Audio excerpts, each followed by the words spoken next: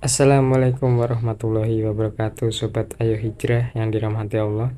Balik lagi sama saya di channel Ayo Hijrah. Alhamdulillah, kesempatan kali ini kita masih bisa membagikan kajian-kajian singkat dari Ustadz Hanan Attaqi yang pastinya akan membuat hidup kalian menjadi lebih baik dan menjadi lebih berkah. Pada video kali ini insya Allah kita akan membagikan kajian singkat dengan judul agar keberuntungan berpihak kepada kita. Jika kalian ingin skip ke video intinya, kalian bisa langsung klik segmen yang ada di deskripsi, teman-teman. Terima kasih kepada kalian yang sudah mensupport channel ini. Semoga menjadi berkah dan menjadikan pahala jariah bagi kita semua. Langsung saja kita menuju ke kajian dari Ustadz Hanan Attaqi. Mari kita simak. Bismillahirrahmanirrahim.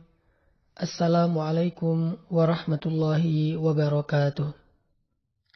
Sahabat-sahabatku yang dirahmati Allah, malam ini saya pengen ngajak teman-teman untuk belajar dari 10 orang sahabat Nabi yang dijamin masuk surga. Rasulullah Shallallahu Alaihi Wasallam bersabda,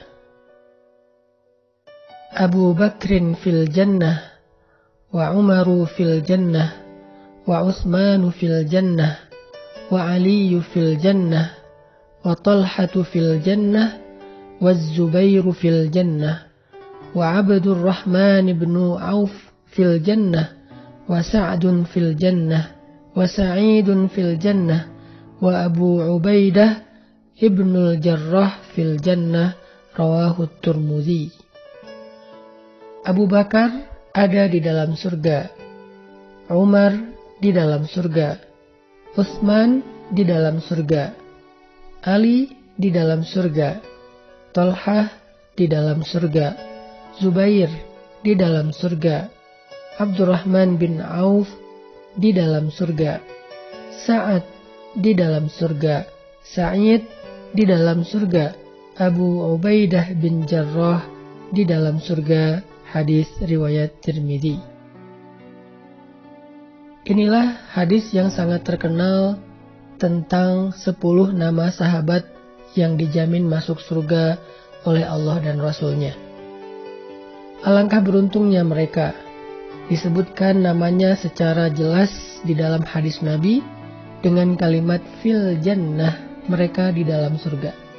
Kalimat di dalam surga ini artinya mereka dijamin masuk surga. Mereka nggak mungkin masuk neraka. Mereka pasti selamat dunia dan akhirat. Ketika nanti dibangkitkan, pintu surga akan terbuka untuk mereka. Dan penduduk-penduduk surga akan menyebut-nyebut nama mereka. Ahlan bi Abi Bakr, ahlan bi Umar, ahlan bi Utsman, ahlan bi Ali, ahlan bi Talhah, ahlan bi Zubair, ahlan bi Abdurrahman, ahlan bi Sa'ad, ahlan bi Sa'id, ahlan bi Abi Ubaidah, salaman salaman. Selamat datang wahai Abu Bakar, Umar, Utsman, Ali, Talhah, Zubair, Abdurrahman, Sa'ad, Sa'id, Abu Ubaidah. Semoga keselamatan terlimpah untuk kalian semua. Inilah keberuntungan yang didapatkan oleh 10 orang sahabat yang mulia dan dijamin masuk surga. Apa yang menjadikan mereka begitu beruntung dan istimewa sehingga Nabi SAW menyebut nama mereka secara jelas di dalam satu hadis?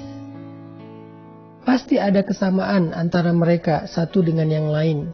Karena kalau tidak, mungkin Nabi akan menyebutkan nama mereka di dalam hadis-hadis yang berbeda.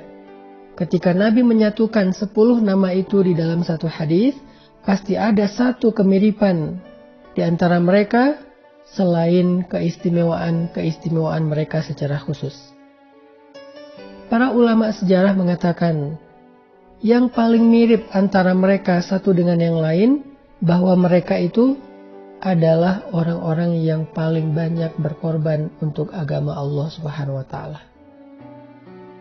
Mereka adalah orang yang telah menjual dirinya dan hartanya kepada Allah sehingga Allah menerima perdagangan mereka dan memberi kepada mereka balasan yang paling istimewa, yaitu jaminan surga.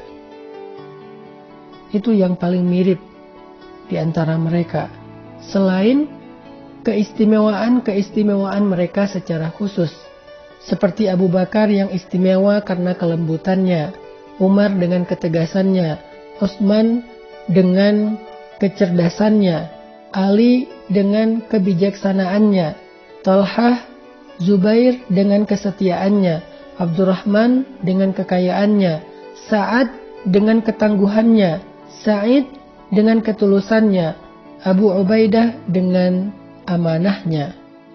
Semua mereka punya keistimewaan masing-masing secara khusus, tetapi mereka juga punya kesamaan antara satu dengan yang lain. Apa kesamaannya? Tadhiyah, pengorbanan. Pengorbanan mereka di antara seluruh sahabat yang berjumlah lebih dari 100.000 adalah pengorbanan yang paling besar. 10 orang sahabat yang paling banyak berkorban untuk membantu agama Allah dalam perjuangan dakwah adalah 10 nama ini. Sehingga kalau kita pengen belajar dari mereka bersepuluh tentang satu hal yang paling istimewa yang ada pada setiap diri mereka adalah belajar berkorban untuk agama Allah. Belajar berkorban untuk taat kepada Allah. Belajar berkorban dalam menuntut ilmu agama Allah. Belajar berkorban dalam berdakwah di jalan Allah. Belajar berkorban untuk mengajak saudara-saudara kita, teman-teman kita, geng kita mendekat kepada Allah. Belajar berkorban untuk meninggalkan dosa-dosa yang selama ini kita lakukan. Belajar berkorban untuk hijrah kepada apa yang lebih Allah cintai. Belajar berkorban dalam kebaikan-kebaikan. Karena melakukan kebaikan itu tidak selalu mudah. Kadangkala untuk melakukan satu kebaikan kita harus berkorban. Berkorban harta, berkorban waktu, berkorban tenaga, dan yang paling berat adalah berkorban dengan perasaan. Sehingga ketika kita makin sering berkorban untuk Allah, berkorban karena pengen lebih dekat kepada Allah, berkorban bersungguh-sungguh untuk menjadi lebih baik di hadapan Allah, maka Allah Subhanahu wa Ta'ala sebagaimana pernah mengistimewakan 10 nama-nama itu, maka Allah pun akan mengistimewakan kita seperti mereka. Allah Subhanahu wa Ta'ala berfirman dalam sebuah ayat dengan bahasa syarat. Allah mengatakan, "In tansurullaha yansurkum." Kalau kalian menolong agama Allah, Allah akan menolong kalian. Ini adalah kalimat syarat. Apa maksudnya? Kalau kita pengen ditolong oleh Allah dengan pertolongan yang ajaib di dunia dan di akhirat, dengan pertolongan yang besar, dengan pertolongan yang istimewa, seperti Allah pernah menolong mereka bersepuluh, dengan Allah turunkan malaikat untuk membela mereka, Allah berikan kemuliaan kepada mereka, Allah angkat derajat mereka, Allah jaminkan mereka surga, Allah jamin mereka terbebas dari api neraka. Semua pertolongan dan keistimewaan yang Allah berikan ini, syaratnya adalah menolong agama Allah. Gimana cara kita menolong agama Allah? Dalam konteks kita yang baru belajar, yang baru berhijrah, yang baru paham agama sedikit-sedikit, menolong agama Allah bukan dengan ceramah, tetapi menolong agama Allah dengan mensupport dakwah di jalan Allah Subhanahu wa Ta'ala. Masing-masing ustadz itu punya program dakwah. Ada yang membuat pesantren, ada yang membangun masjid, ada yang membuat gerakan dakwah lingkungan, sosial.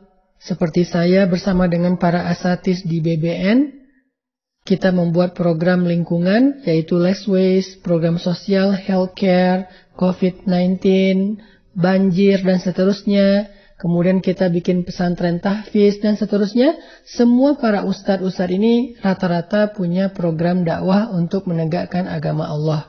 Maka supportlah itu. Dengan apapun yang kita bisa. Kita bisa mensupport dengan infak harta terbaik kita. Kita bisa mensupport dengan ide.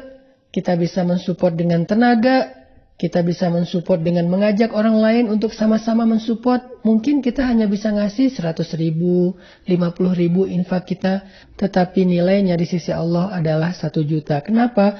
Karena kita mengajak 10 orang teman kita untuk ikut mensupport program-program dakwah. Ini yang disebut dengan menolong agama Allah.